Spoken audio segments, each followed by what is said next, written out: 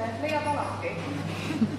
Alates 7. augustist 2018 ma ei vaata ega ma mõtle enam võõraste meeste peale.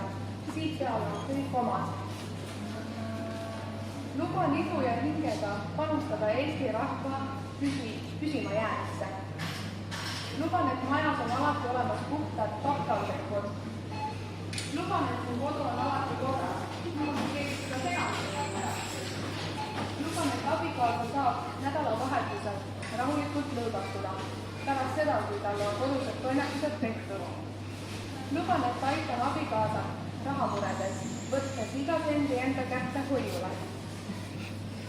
Luban, et ka pärast 7. augustist 2018 ei unusta ma oma sõbrannasid, vaid olen nende jaoks alati olemas ning korraldan nende aus igakuised veini ja snäkiõhtuid.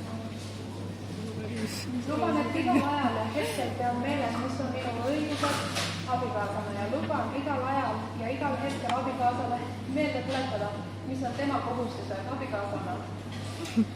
Vannun käsi südamel, et täidan eelpool antud lubadusi igavesest ajast igavesti või kuni järgmise abieluni.